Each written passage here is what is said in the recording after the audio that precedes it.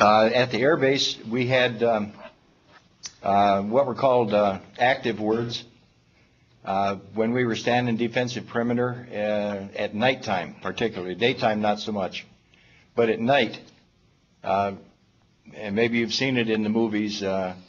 We were in a defensive position, and we could hear somebody approaching us, and then we would holler out, "Halt! Who goes there?" And of course, they're supposed to identify themselves, whoever it was. And then on a day-by-day basis, there would be a code word that was supposed to indicate that these people had authority or had permission to be in that location. And it might be a hot color, or it might be some object. For example, purple might be the code word. Halt, who goes there? And the response would come back, Corporal Ski, Delta Company, patrol check. What's your hot color? And they better say purple, because that was the color for the day.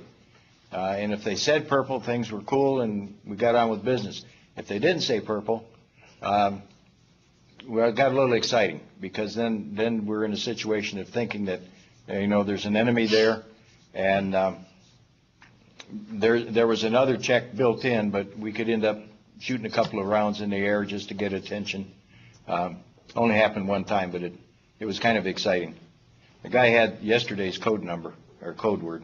Oops. When I had served in Europe, it was a very sophisticated combat environment against the Russians, and so everything we did over there was we used secure communications and various code techniques and all that, so it was very much a part of our military operations.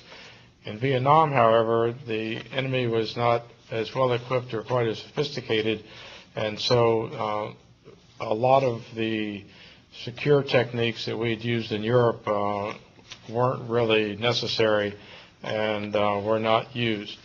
The helicopters, however, for radio transmission, they did have scramble boxes so that the communications from the helicopters back to their base stations and to our on-ground military headquarters was always in a secure mode, because the traffic was scrambled. But for basic communications for radio on the ground, talking to someone else, it wasn't really necessary.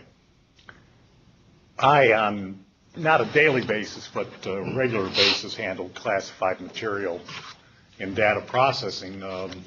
Most of it to do with type of units and unit locations, but some of it we kind of scratched our head and said, why is that classified? Everybody knows it anyway.